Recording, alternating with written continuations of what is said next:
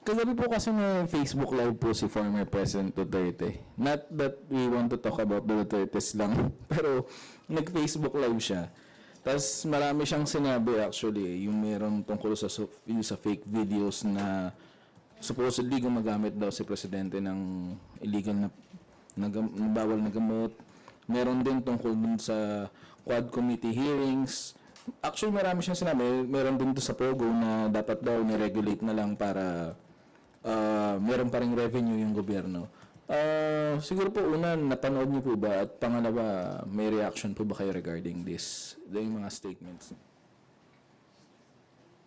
Kung napanood ko, hindi ko napanood kasi pagbukas ko, nakita ko agad ang si Crystal Ball, Harry Roque. So, sabi ko, ay, wag na. Okay. So, hindi ko napanood. Ano bang nasabi ni PRRD? Ano bang nasabi?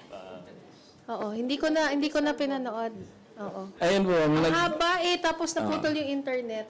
Nag-react po siya, guys. May nag-text sa akin, hindi daw ako nanood, kaya, tama ba? Sinabi niya, dito ba niya sinabi na, tama ba yung nag-text sa akin? Puro daldal daw yung mga congressman? Actually, ma'am, part of my follow-up question po yun, na kasi... Nauna ako. Okay lang po. Excuse me, Secretary Roque, may crystal ball din po ako. Ayun nga po, ma'am. Kasi sinasabi rin ni former President Duterte na tinanong siya regarding dun sa mga congressional hearings na nililink si Michael Yang.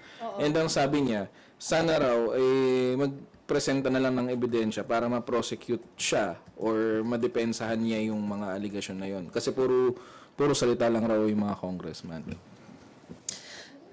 Parang parehas lang naman kami ni President Duterte. Kami puro salita, paano naman siya? Pero ang totoong sasabihin ko ay, sa tamang komite talaga, maipapakita, excuse me, magjowa.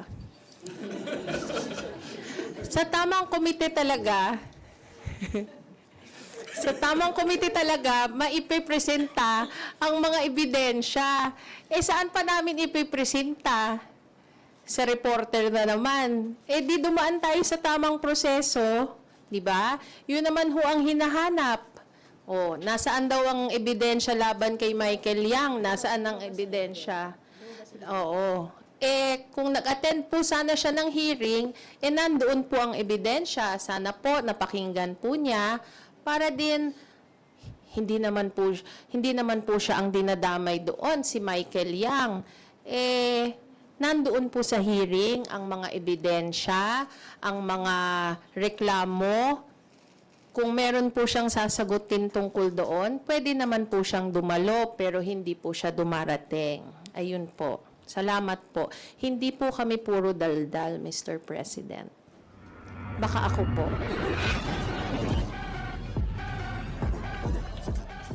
Kung Pami said excited po siya na makita si Kong Polong to participate, what does this mean? Hindi niyo po ba siya nakikita na umaattend sa mga hearing? And even kung nagsalita siya o hindi, have you seen him around dito sa house, dito sa plenary, during sessions? Just curious po.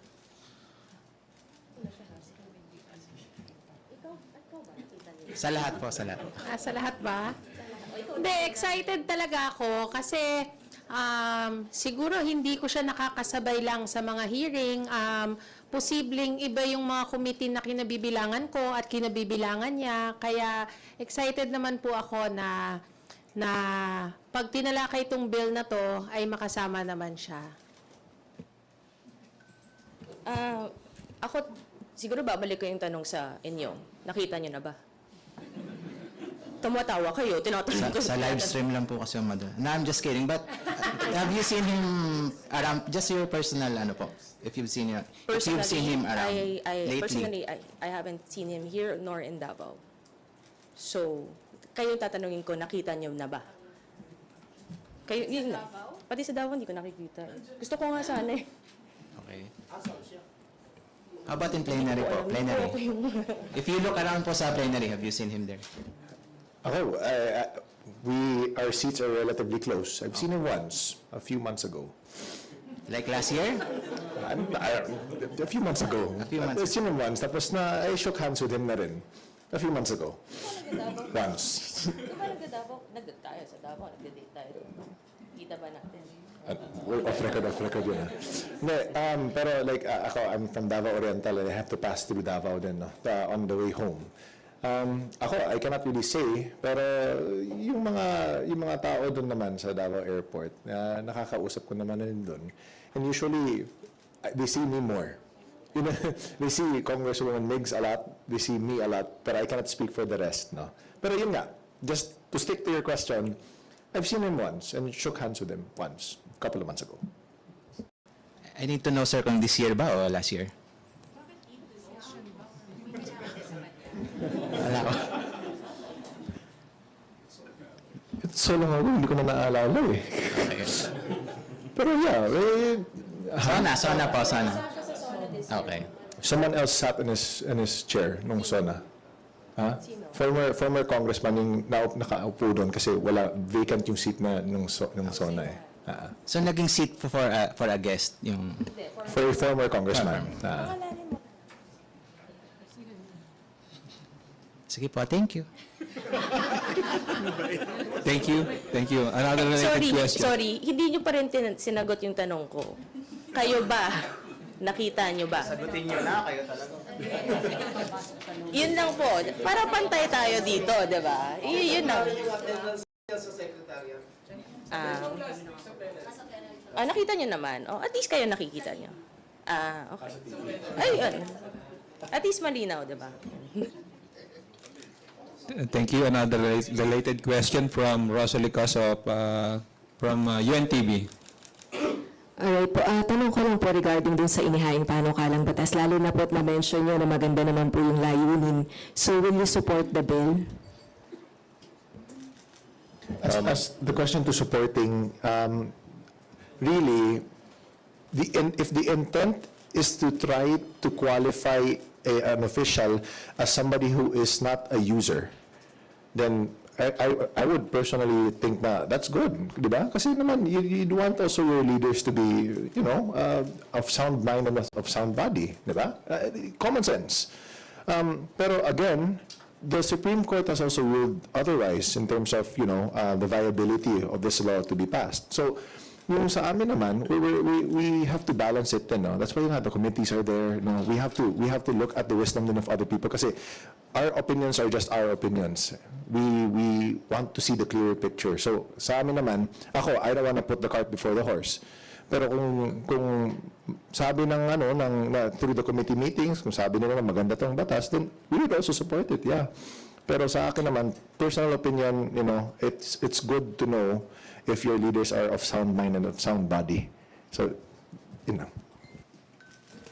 Personally, after looking into it sa committee, if really there are grounds na hindi siya magiging unconstitutional, it is equally applied to everyone, especially also the LGUs. Babalik ko nga, kasi alarming nga yung nangyari sa Davao that even part ng City Hall, 37 tested positive. So dapat may ganun din for not just Davao, all other local governments, all officials involved, government. Kasi the Filipinos deserve nga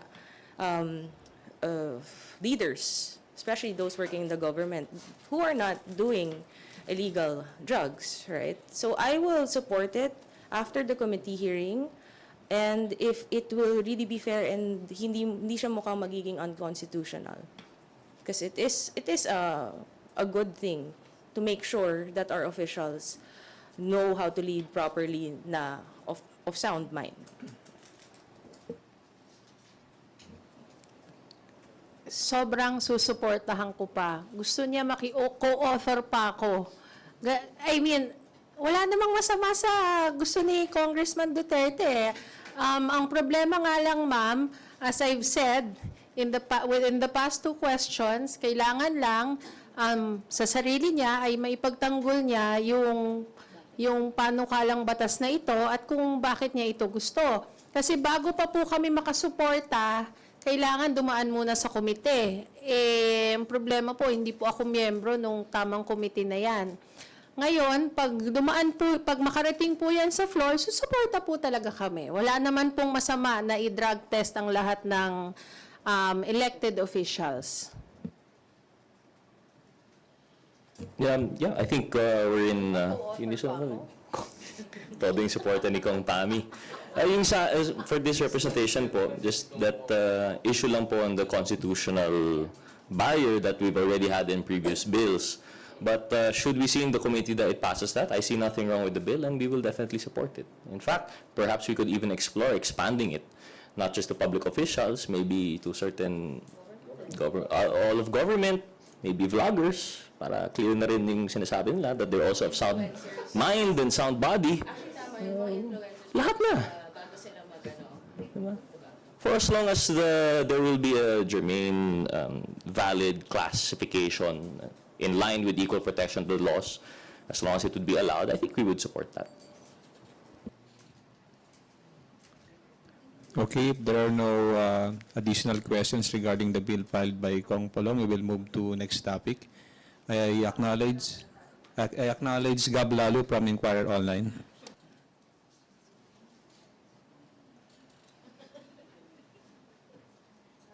Hello po, good morning po. Dito sa, yun nga, fake video na hindi raw siya makapag-decide kung si Presidente raw ba talaga yun. And then, sa Quad Committee hearings, binadnote niya yung ICC again, minura niya. Tapos, yun nga po yung sa POGO, sabi niya, it could have been regulated na lang para may revenue pa rin yung gobyerno. Bits and pieces lang napanood ko, no? Oo nga, no? Bakit ako yung nandito, ha, na ganito yung topics natin, no? Kayo, ha? Hindi. Honestly, I didn't get to watch the whole thing. Medyo, parang 1 hour ata, no? Mga 1 hour siya. When it comes to the Quadcom, we are doing this because of things na nakikita natin with what has been happening. And this is the duty of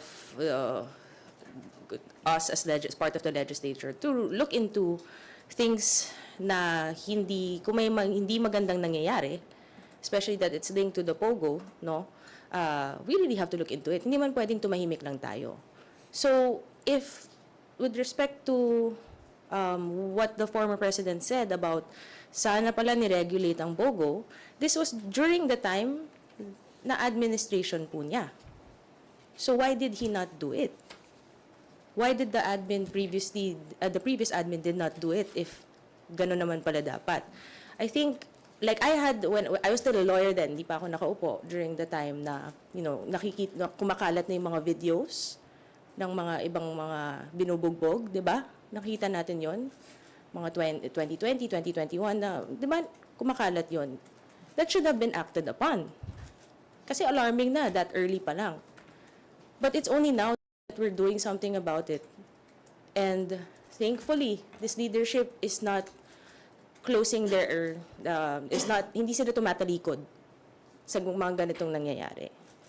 The president is of course free to say what he wants to say, his opinion on what he thinks. And wala naman pong masama doon. We respect that. He is free to talk. It's freedom of speech naman. Saan mga sinasabi po niya. We respect that. But also, I hope things that are being said, not just the former president, but anyone, even influencers, even those who are getting interviewed, back all the things that they say with facts. Because we are living in a time na nakakatakot to spread misinformation, to do disinformation. And in the time of AI, na marami ng mga deep fakes, kawawa naman yung mga bata na hindi na nila alam kung ano yung totoo at hindi. And they deserve to know what the truth is. At tayo, na mas matanda, and even part of the government, we have the duty to make sure the people know the truth and it's backed up by evidence and facts. So, yun lang po. I didn't also watch the whole video, no. Pero I got the piece of yung sa fake video na inaalud ni former president. And as I mentioned earlier, no, it was already debunked. And as what also Congresswoman Miggs said, let's stick to the facts.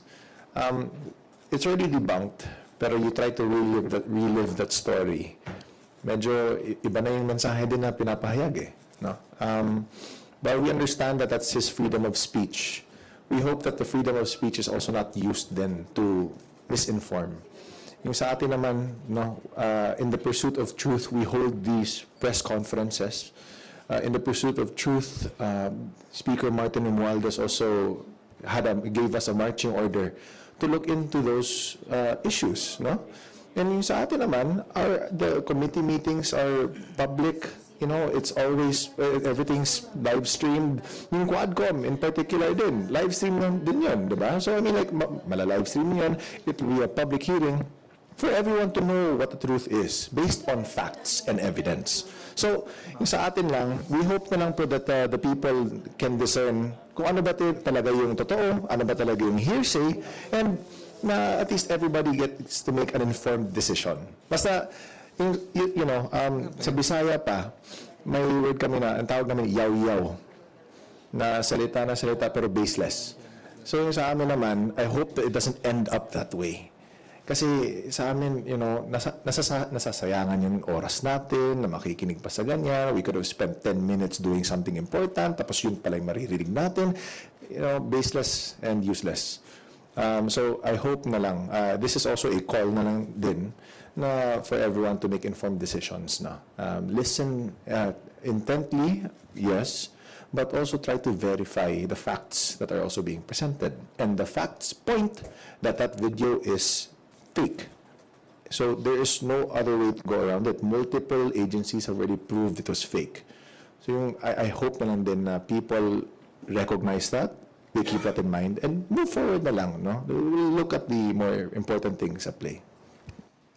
Pero pahabol lang, in line with what Kong Chino said about facts, this is why we are doing the Quadcom, to look at what is factual, at anong ba talaga nangyari, bakit nangyayari to, and what are these things that are being tied to it, because everyone deserves to know the truth. And we are doing this for everyone to know. Nakikita nyo naman po naka-stream naman din po siya. So, if you want to know the truth, then follow what is happening with the committee hearings. Para, iyan na lang talaga, because it's backed by resources with facts and yung resource persons who are invited that, and sana pumunta yung mga ini-invite, di ba? Because this is the only way for us to know the truth behind all these words and speculations and paglalabas sa videos. yun lang po. May nag-text sa akin, hindi daw ako nanood, kaya tama ba? Sinabi niya, dito ba niya sinabi na tama ba yung nag-text sa akin? Puro daldal daw yung mga congressman? Actually, ma'am, part of my follow-up question po yun, na kasi... Nauna ako. Okay lang po. Excuse me, Secretary Roque, may crystal ball din po ako. Ayun nga po, ma'am. Kasi sinasabi rin ni former President Duterte na tinanong siya regarding dun sa mga congressional hearings na nililink si Michael Yang. And ang sabi niya, sana raw magpresenta na lang ng ebidensya para ma-prosecute siya or madepensahan niya yung mga allegation na yun. Kasi puro salita lang raw yung mga congressman. Parang parehas lang naman kami ni President Duterte. Kami puro salita, paano naman siya? Pero ang totoong sasabihin ko ay, sa tamang komite talaga, maipapakita, excuse me, magjowa.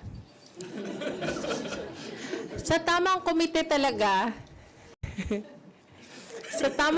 talaga, maipipresenta ang mga ebidensya. Saan pa namin ipipresenta? Sa reporter na naman. Di dumaan tayo sa tamang proseso, di ba? Yun naman ho ang hinahanap. Nasaan daw ang ebidensya laban kay Michael Yang? Nasaan ang ebidensya? Oo. Kung nag-attend po sana siya ng hearing, nandoon po ang ebidensya. Sana po napakinggan po niya para din hindi naman po siya ang dinadamay doon, si Michael Yang. Nandoon po sa hearing ang mga ebidensya, ang mga reklamo. Kung meron po siyang sasagutin tungkol doon, pwede naman po siyang dumalo, pero hindi po siya dumarating. Ayun po. Salamat po. Hindi po kami puro daldal, Mr. President. Baka ako po. Ito na naman, mababalita na naman ako. May mga trolls. Tabloid na naman to. Trolls na naman. Dami na naman natin trolls. Sa TikTok na naman ako mamaya. Mas baka ma-TikTok ka rin, ha? Shorts na naman lalabas. Manda ka na. Well, in addition po siguro, sorry, nakaka-distract kasi yung side quest dito. Sana po Rog na yung next yung i-target na ng mga trolls. Pagod na po kami.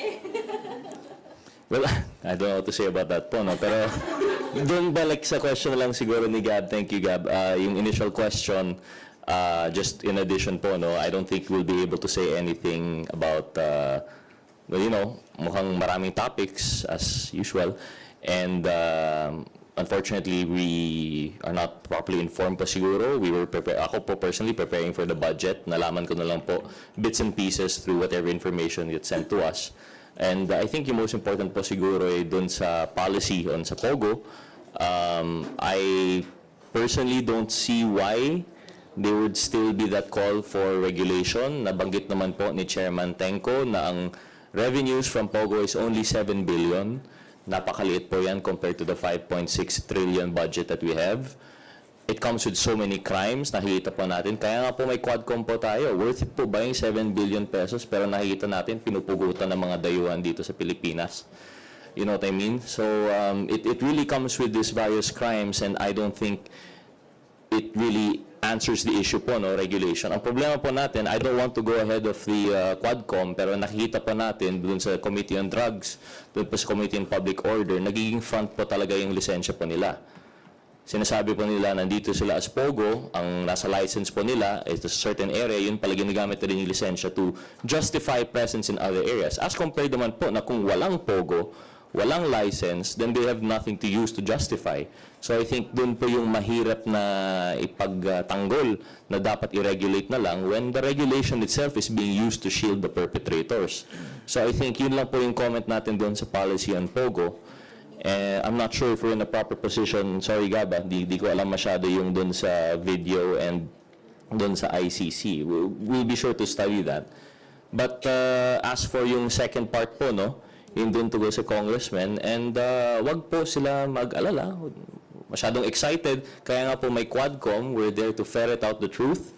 We are now seeing evidence that probably we would say has never been seen before, and it's precisely the point naman of any inquiry in aid of legislation, aside from coming up with legislation to protect or fight these ills that we see. Yun po, anything that will be collected as evidence, if it is deemed proper by the committee report, will be forwarded to the proper authorities naman. Ang kagandahan po ng Quadcom ay dito po, unlike kung normal whistleblower lang po yan na kailangan tatakbo sa PNP, magbibigay ng report, walang guaranteed protection. With the Quadcom, we have a direction, and we will be using the full might of Congress and the powers that come with it to really ferret out the truth po. This comes with the protection of witnesses. We might be able to offer certain things that would, we might be able to offer the protections and guarantees that they need to be able to come forth and present this evidence, which has never been seen before. Kung dati po walang kaso dahil walang ebidensya, dito po baka magkaroon. And that's why we have this Quadcom, and that's why I think that the people should endeavor to listen and to find out po from there. Yun lang po. To add lang, no, with what Kong Roger saying about, yun nga, lumalabas yung mga ebidensya. The reason why Mr. Yang was named is because this was given by a witness that was under oath. So, you know, we are following processes here. Hindi to something that is a fishing expedition and all. This is really something we are looking into dahil nakakatakot, and everyone deserves to know the truth. Yun ang talaga. Yung mga ebidensya lumalabas sa committee hearings. And kung may mga witnesses that are saying under oath these things and linking to certain personalities, then hopefully ang mga witnesses then being invited will show up, because kung hindi kayo magpakita, baka siguro may tinatago kayo. We don't know. But it is best for everyone sana to be active in this, to participate in this, because this is not a small matter to link, to see the connections with the drugs, the trafficking, the illegal, the source of money, and everything else na hindi natin alam ano pang pwede mangyari. Which is why importante itong Quadcom na to, na talagang makita ano ba nangyari?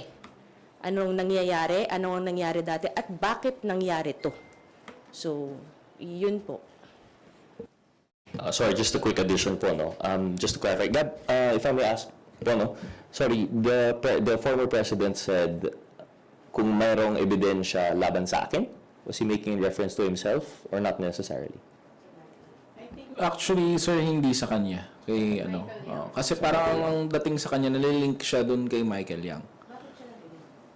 Yun po yung question na pinost kasi nung mga host. It's the host. So, hindi naman po galing sa kanya yung linkages. So, wait, sorry. It is the host that insinuated a link. It's not Congress. Congress never, wala naman, hindi naman, bakit kami masama dito? Wala, hindi naman pala galing sa Congress ang paglilink. Nasa sariling nag-interview pala sa kanya ang naglilink. Baka dapat questionin niya yung nag-interview po sa kanya, hindi kami.